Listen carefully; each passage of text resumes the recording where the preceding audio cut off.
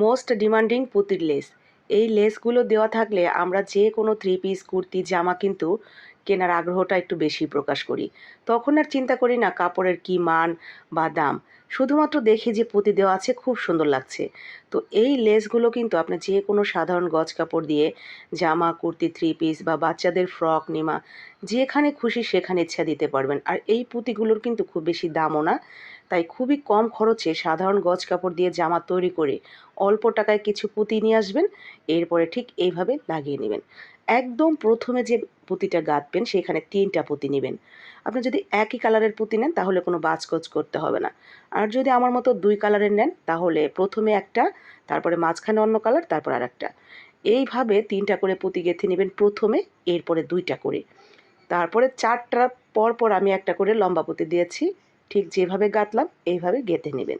তাহলেই হয়ে যাবে সুন্দর একটি লেস।